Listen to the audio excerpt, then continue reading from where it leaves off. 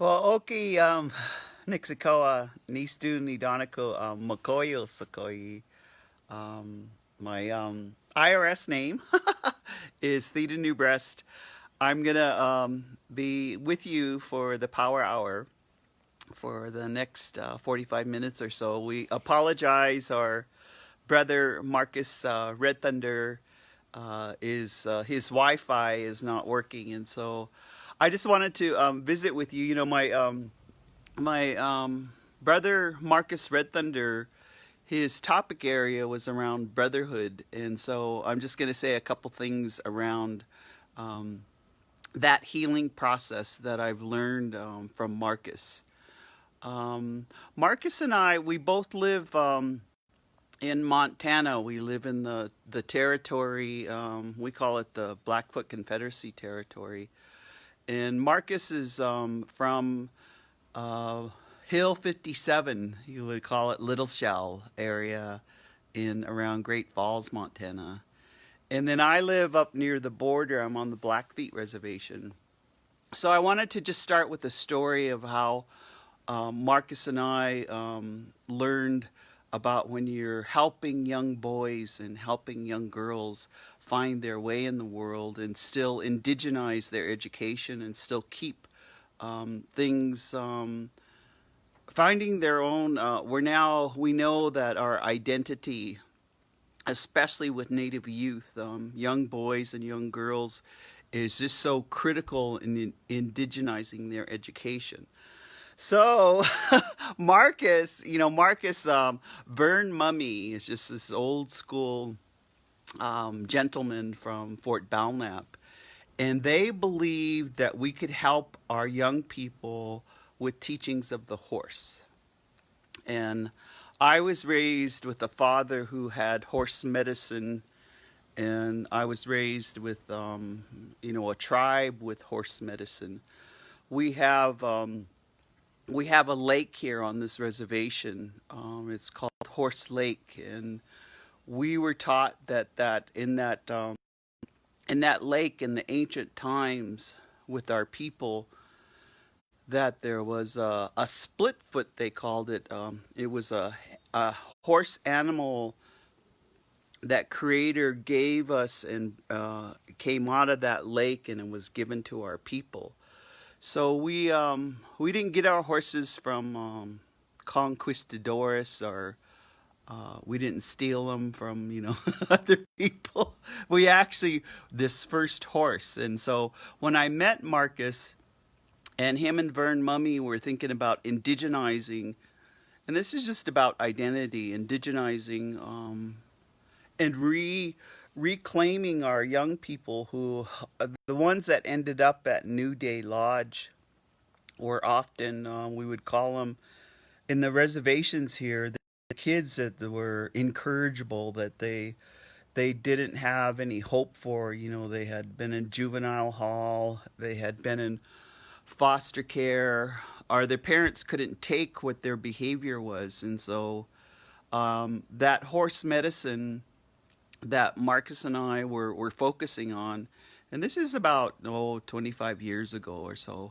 So I wanted to just share with you how we began. And a lot of the beginning of the healing was, there was such tortured young men.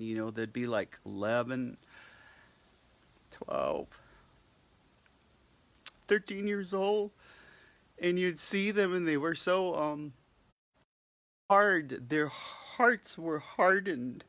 They were so hard. They didn't let anybody in. They were just mean-spirited, because what they had learned is to keep boundaries to themselves, and to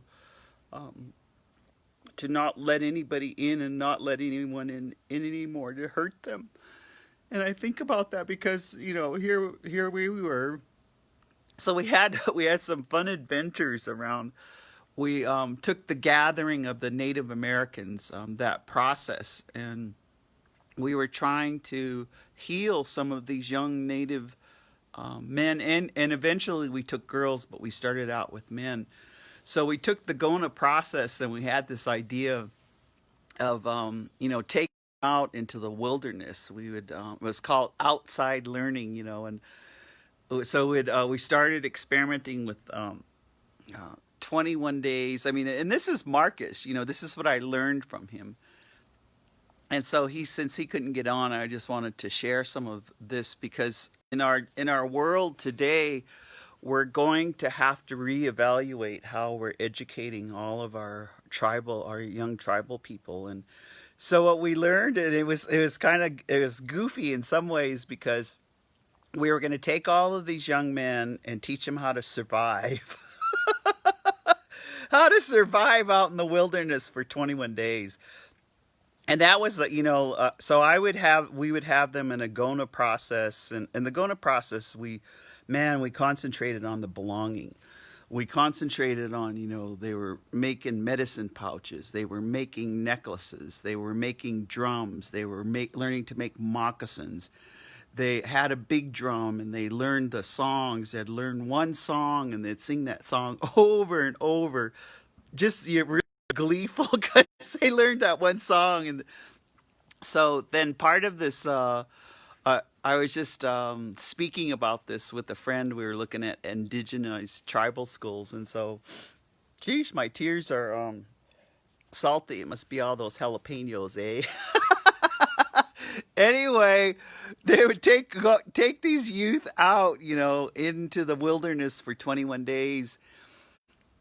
And the first thing that we learned, all the counselors, all the good intentional teachers and all, these drugs and alcohol counselors, they went too.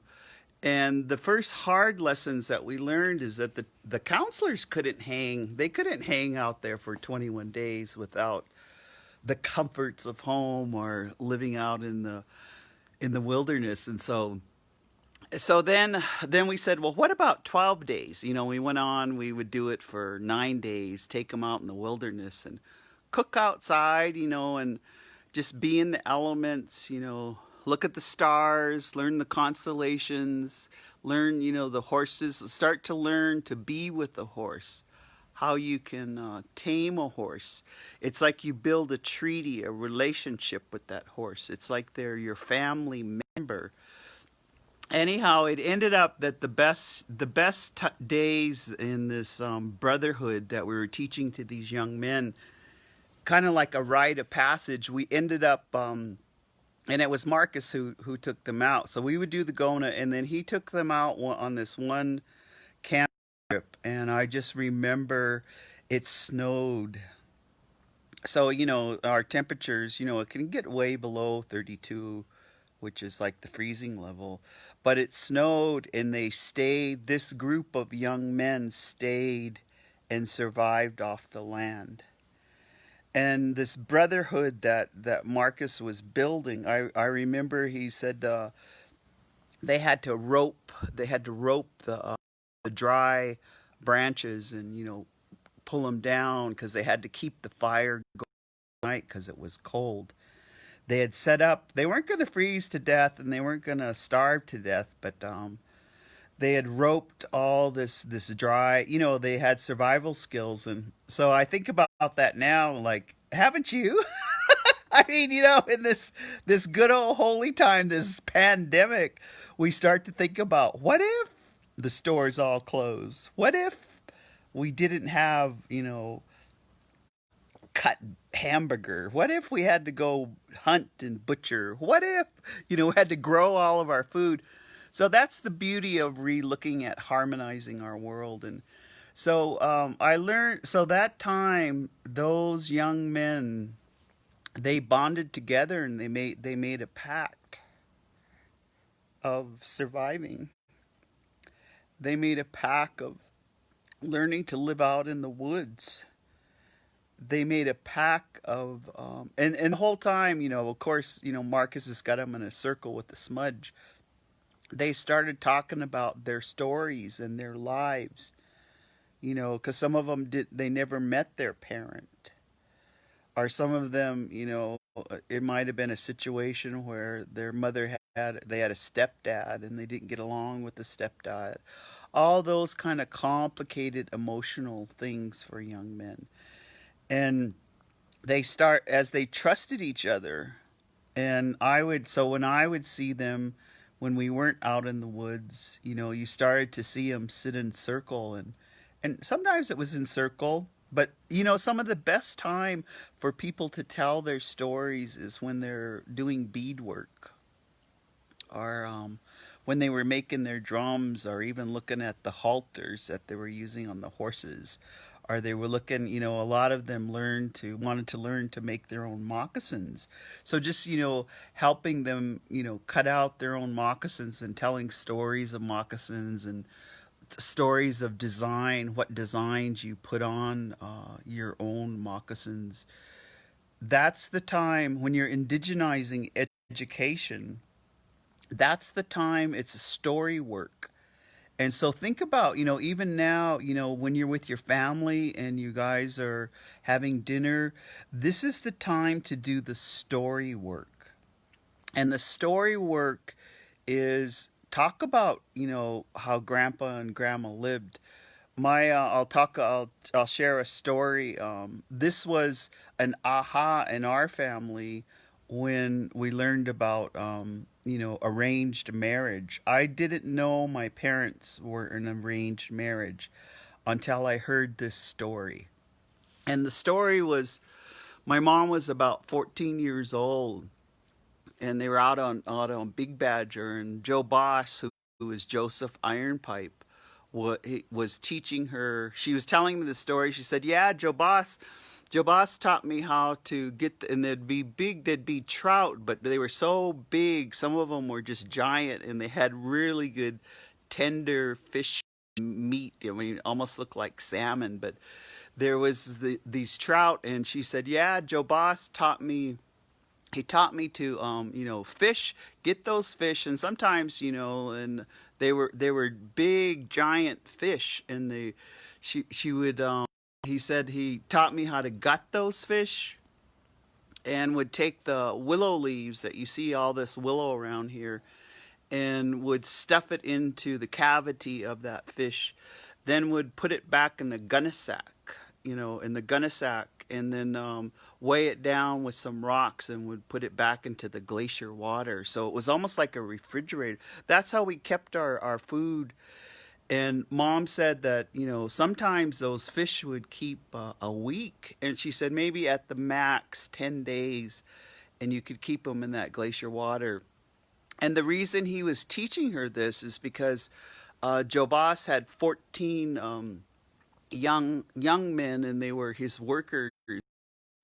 He was teaching my mom how to cook 3 meals and how to feed all of these men. So he taught her that, and and then she went on with these other stories of how she was taught to make meals, and because they'd make bannock, or napain they'd call it, but making bannock, outside on a. Ooh, that makes me hungry. The only thing I would wish, because it was hard to make butter. They used to make their own butter, but to have fresh, warm bannock made outside on the fire, and to put fresh butter. Can't you just taste it? I shouldn't be hungry. I just ate.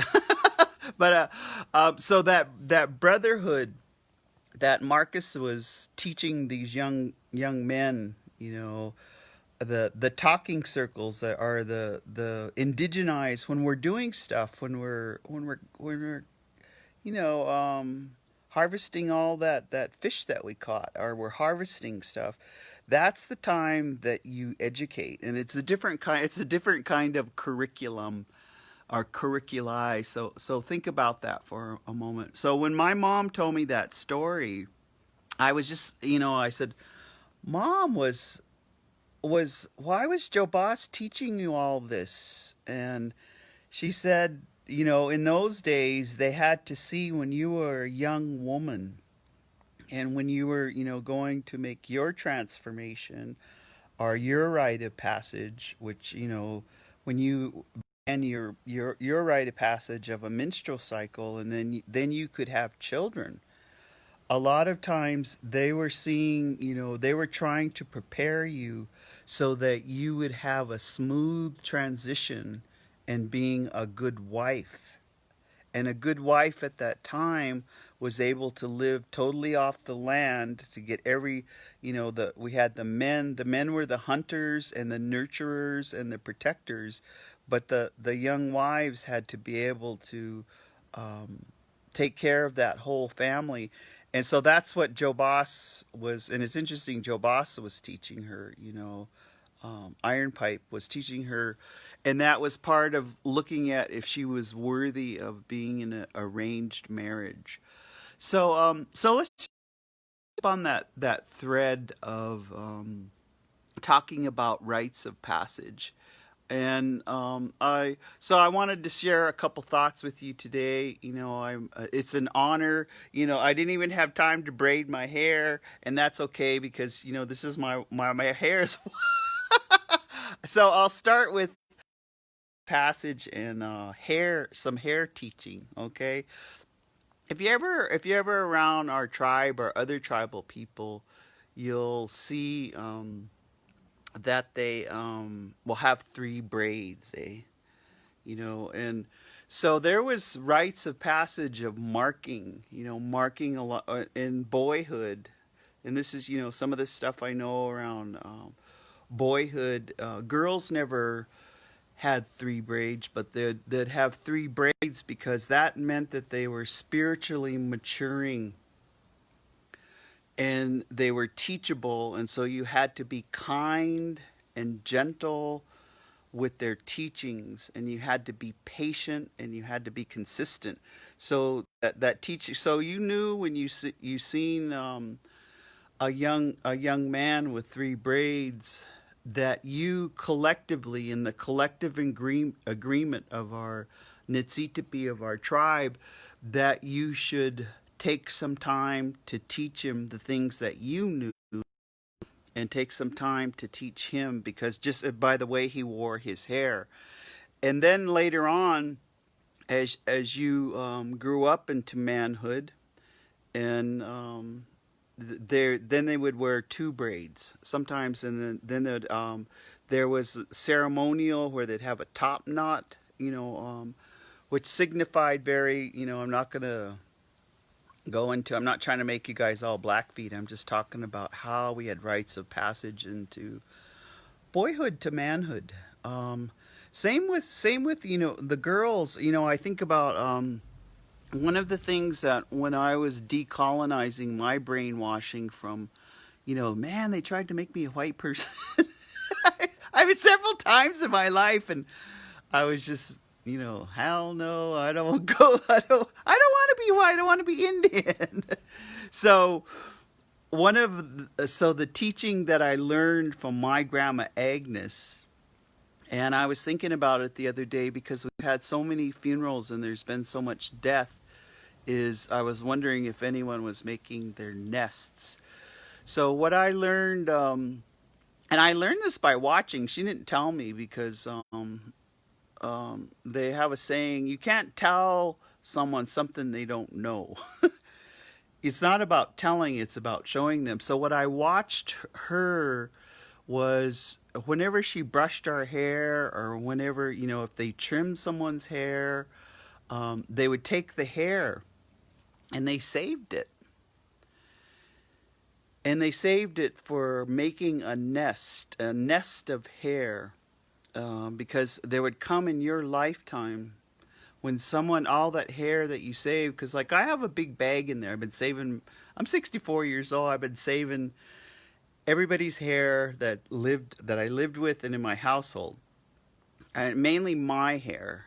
And and even when my mother and my sisters and my little nephews, my little nieces, I never, if they brush their hair, I save the hair. And any hair, it's a teaching of the hair. You save that hair because all of your teachings, all of your ancestor wisdom is in this hair. It's symbolic, but it's also true. So and it's don't feel bad if you're bald. Don't feel if you got two little hairs or whatever. But these are their rites of passage with the hair. So in this nest, and I was thinking about that because we've had so much death, not only of the stress of this time, or the solstice was on Saturday, and you have a lot of vulnerable people. They cross over, and it's not bad or good. They cross over on the solstice, and their life has ended as this physical body, but their spirit lives on. And so I was thinking, in that big bag of hair that I have, whenever I comb my hair out, or and you can trim, there is a ceremony, another, you can learn the rite of passage. You can trim your hair on the full moon, because that's a powerful time in which you can. So I used to trim, but I don't do any of that. I just let it grow. And I thought, that I'll just let my hair be. So I, at some point, maybe about 10 years ago, I started braiding hair. And it wasn't like I woke up and said, well, I'm going to braid my hair. I'm going to start braiding my hair. What I realize now, in indigenous time, it is time that I don't act like a white person anymore. That I full. So my grandmas, I just braided my hair like my grandmas, like I seen them. And since I was moving to elderhood and becoming a grandma, that I needed to have my hair. So the teaching of braids. So grandma, those the three strands that you make when you're braiding your hair. She said that when you braid your hair and when you braid someone else's hair, it's a ceremony. And it's a holy rite. It's a rite of passage. It's when you braid hair, because those three strands, when you're braiding their hair, always be in a good frame of mind. Always have a good heart. And you, as you're braiding, you pray for persons, so their mind, their body, and their spirit. So you when you grab that sacred hair, and you pray that their mind has got clarity, that their mind is still and can make good decisions, that their mind has fun, that their mind has joy, that their mind that can see the irony in things, that they can see the humor in things.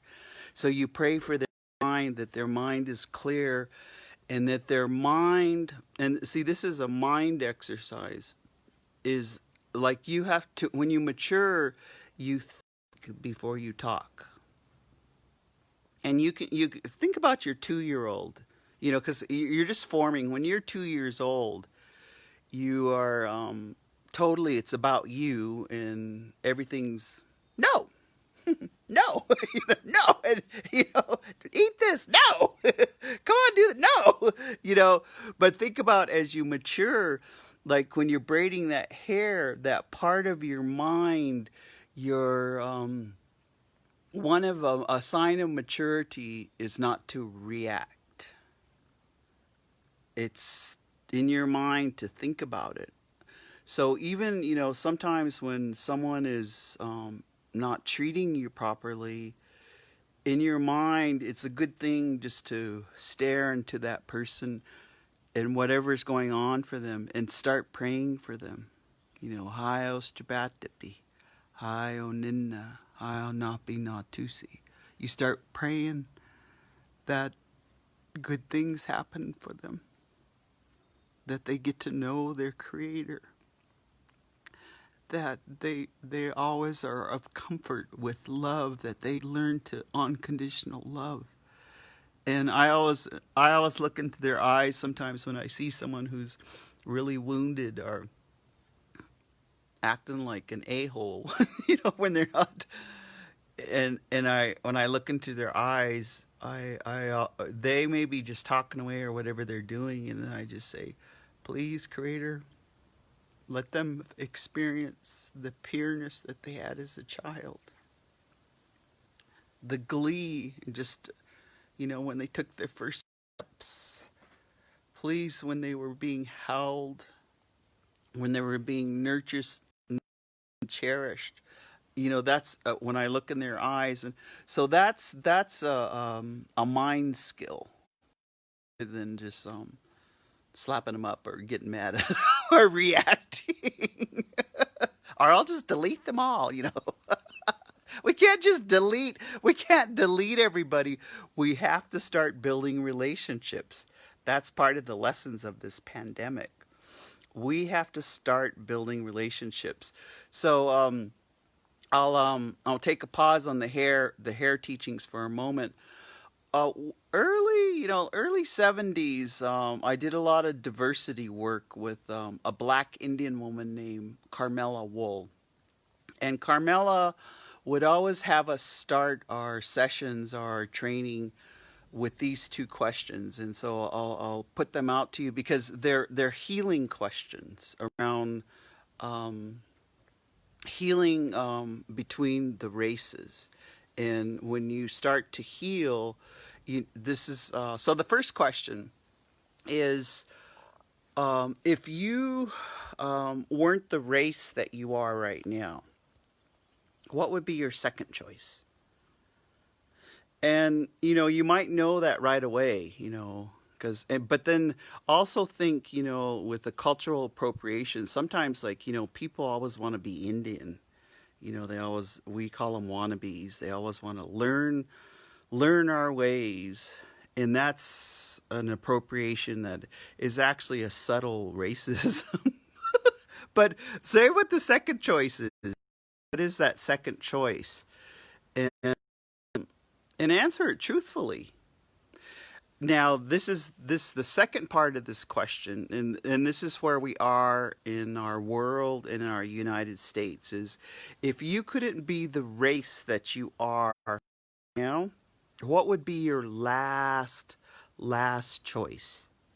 And whatever that last choice is, your job is to build relationships with that last choice, because as you build relationships, it'll erase some of that isms, not only the racism, but the sexism, the ageism, a lot of those isms of power. It's about power. It'll erase it. So if that last choice is, a purple person, and I'll just use that because I don't want to, I'm really trying, it's a tough, because when you've been traumatized, and, when I carry in my DNA, they tried to genocide my people. And so trusting some races is it takes time. It takes forgiveness. And so if that last race, we're just going to say it's a purple person, then try reading, try learning, try to build a relationship with that purple person. Find out their history. Like, and so one of the things I always like to look at, the names, names of people when they came from Europe. And I think, and we did, one of our greatest healings was our grandpa ran away from his people and lived with the Indians. And so, but I just thought my grandpa was a light complected Indian. I just saw him as grandpa and loved him unconditionally. So there you go. I loved him unconditionally, but when he came to live with us, the first white men that came here, and they were white women. There wasn't like a bunch of white women that came here and tried to live with our tribe. It was white men. So, but when he came here, it was he fit in because he came from a culture of Scottish and Irish people. They prayed, they lived off the land, they were storytellers. There was all their rites of passage, and so he fit right in when he came here. So think about and when we were tracing our ancestry, because our biggest healing in our family is we know back on the Indian side, 7 generations, we know the culture. We didn't know this one grandpa's. And so it was through my brother's wife who learned to use the computer and do research on Ancestry.com. It was so healing for her to research where he came from. And so long found, we thought it was Jamestown, North Dakota, but it ended up being Wentworth, South Dakota. And we found some of our relatives that were, grandpa ran away from him, and he never even went back. He never even went back for his own mother's funeral. Part of when we went to go meet, this was 11 years ago, we traveled over there with my mother, my Uncle Gerald, my Aunt Carol, my daughter Amanda at that time, and our Chihuahua, and we went to go meet our white relatives. And it was beautiful because we knew this was our first face to face, and so when we went there, and if you ever go to Wentworth, South Dakota, it's kind of racist towards Indians. So when we went to go meet them and we sat down, and of course, being the facilitator that I am, they were prosperous. They had homesteaded, they had raised corn. They were quite wealthy. They had a lot of land, and they were on a lake, and so. But we were just meeting them, and the local museum of ancestry, of genealogy, had also come along with the trip because they wanted to document us meeting each other. And this is building. This is healing. This is on learning racism. I'm giving you a story. So when we met them and we all sat down in their living room, and everybody, even my uncle, he's a combat vet from Vietnam, it triggered him. And when he used to get triggered, he couldn't sleep. So when we stopped to sleep in Rapid City, South Dakota, he couldn't sleep, so he didn't want to wake us up. So what he used to do in his PTSD, because we are all healing from post-traumatic stress disorder, is he walked the town. And so he didn't sleep. He was so nervous to meet our white relatives, or to meet this part of his father, our grandpa, and to learn and to make some peace with it. So he walked that whole night and he didn't sleep. And then, so Uncle was there. And so when we got there, I was looking around, and this has to do with poverty and economics, because a big part of the healing is around economics and poverty. And so those of us that were born and came from what they would call poverty, which meant we didn't have any money or much money, when you see people who have money, they have a power position. And so when I was looking around, and there was this awkwardness, and so just out of that, I just said, it's such an honor to meet you. And we just want to say, first of all, we're coming here and we don't want none of your stuff. You don't have to give us anything. You don't have to give us any of your money or any of your land or any of these horses or cows or all of these barns and all this stuff that you have. Any of that. We just want to meet you. We just want to hear some of the stories. We just want to know your history. We just want so we can get to know you. And so that question that I asked you to ask yourself, if you weren't this race, what was your second choice and what is your last choice? What part of our job in the mending and finding, the in-between of our new world is we have to, us too, but also the other races need to build some relationships with each other. And we're right, we're in the volatile time right now, because the truth passes through three phases. The first is it's ridiculed. The second is it's violently opposed. And then the third is it's self-evident. And we're moving through a phase right now, and no one knows how it's going to move through. So we all have to check ourselves. Check ourselves, our family members' selves. our neighborhood that we live in, our reservation, our urban area.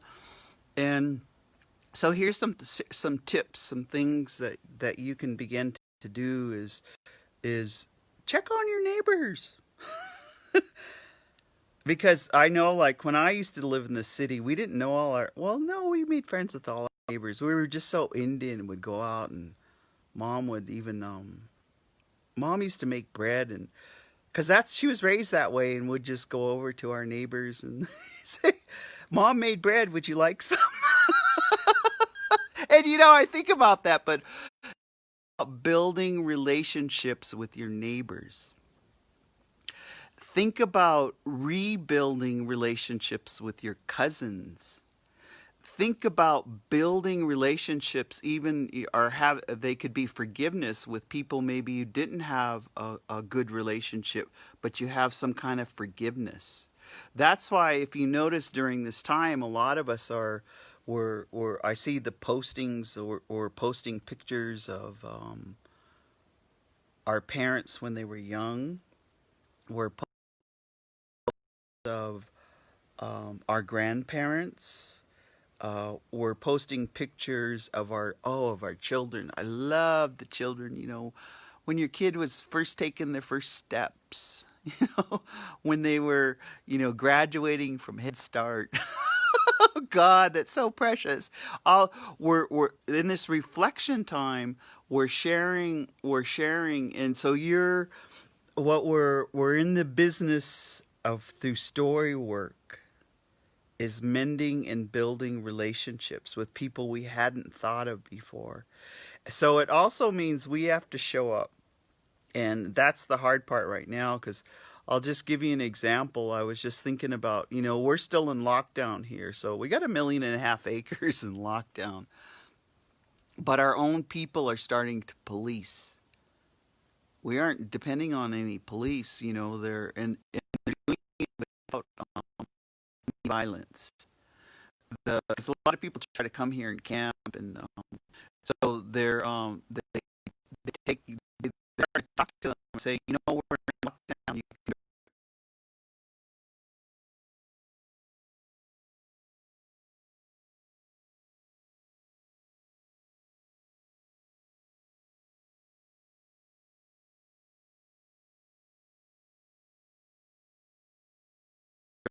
it can drive through, but can't stop. And so it's almost like it's like a sovereignty thing. We're taking charge of our land. And so those of you may not be fortunate enough to have 1.5 million acres. You might just have an apartment. You might have a condo. You might have, so build the relationship there. Build the relationship inside that condo, that part with you. Build alliance. I was, one of my native friends, Linda Herrera in the Minneapolis area. I just loved how in her neighborhood, and they're diverse, all different races, is, when the riots broke out, a month and a half ago, in the Minneapolis area, their neighborhood, they all kind of had a meeting, and they made a plan. They made a plan just to protect their area and to protect their children, and to make sure that everyone had, enough to eat, or had enough toilet paper. I mean, they made a community plan. So start to think about, and I think in this time, your plan with who you're living with, and then your community, and then the larger. Because I was just noticing everyone in Montana. Wow, everyone's helping each other. It it's so I get tearful, because even our governor, he was the first one that wanted all of us to be tested.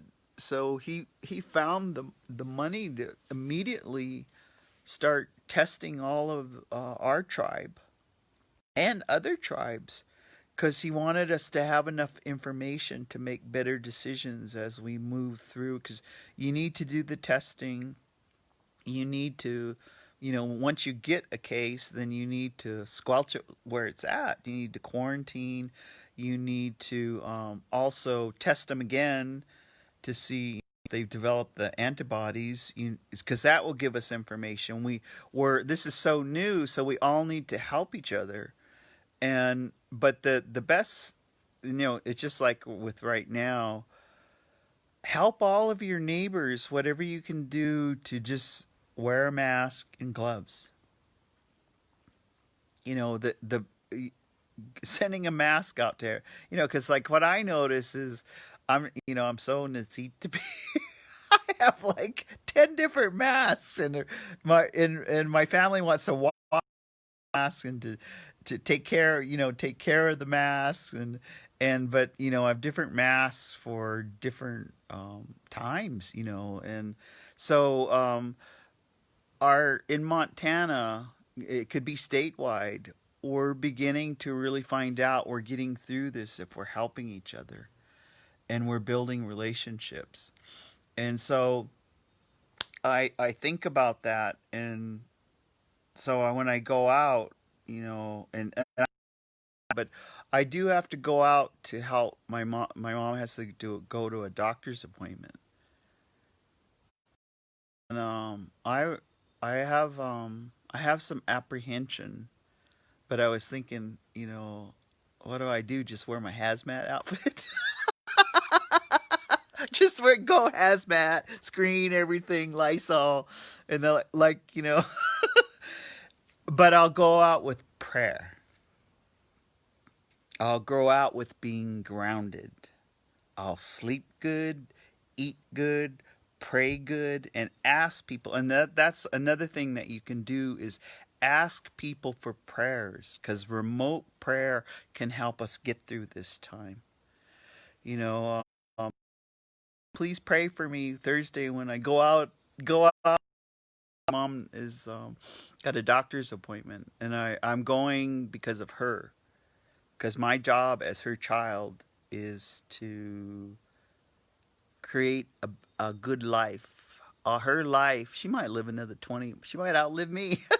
But my job is to make sure she has a good life until her last breath.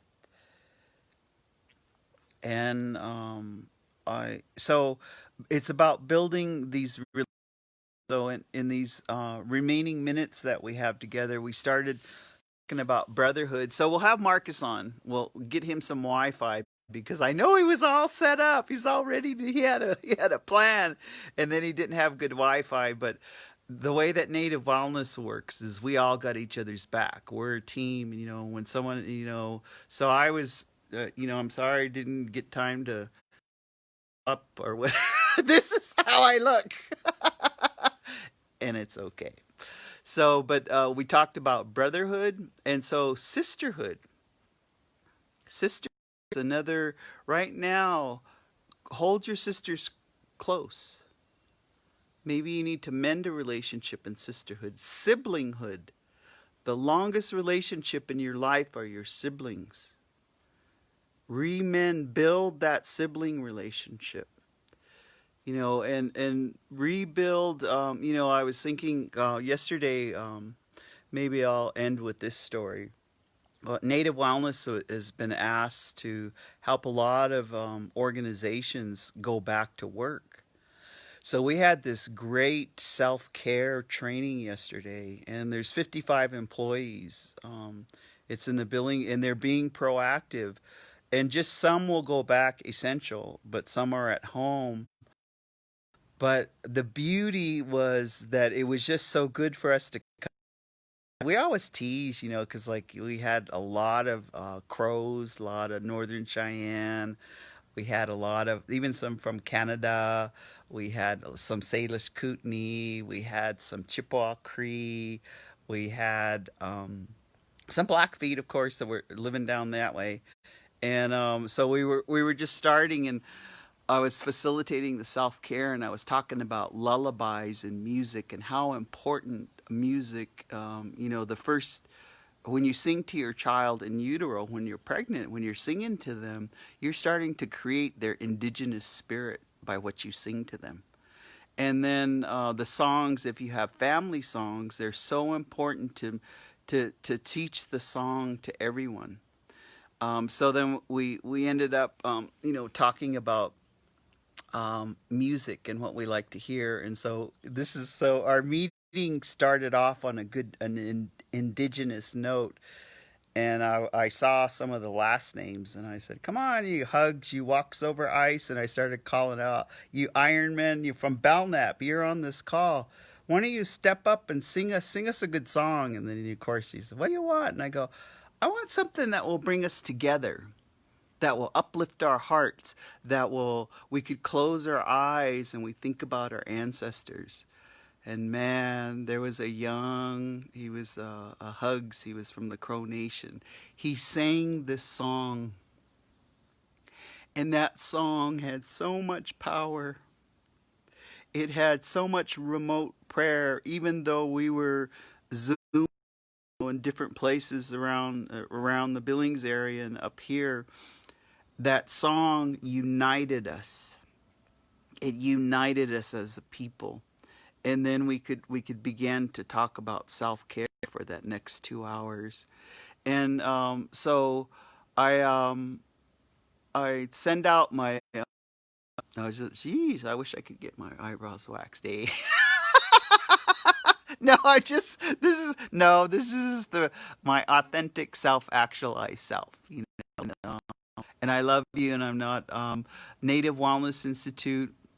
That this is our 14th week. We're here every day, and our purposes, and I hope that in this time that I spent with you, you had thoughts of healing, and that you were uplifted, and that you began to think, even the hair, about how precious your hair is. That's why, and I guess I'll end on that note. When you're braiding someone's hair, it's a ceremony, or when you let someone braid your hair, it's a ceremony, and it's actually an invitation to courtship sometimes. So just be thinking about, when this pandemic time, when it's over and it's springtime and you get to go out.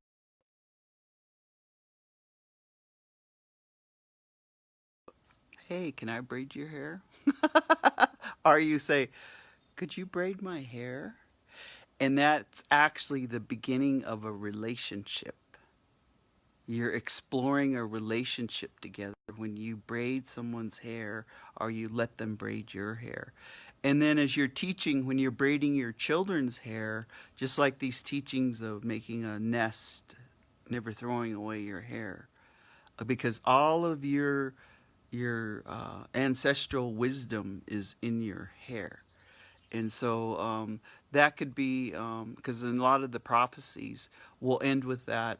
And I hope Kitsikako means I love you. And Kitakito Matsuno means I'll see you later. We never say goodbye. So I'm just going to say Kitakito Matsuno and tune in every day at noon Pacific Standard Time, 1 o'clock Mountain Time. We'll have a speaker, or we'll have speakers are positive, productive, and proactive, and will share something about keeping the teachings of our ancestors alive. So you have a good day. Do something good for yourself. I'm going to sign off right now.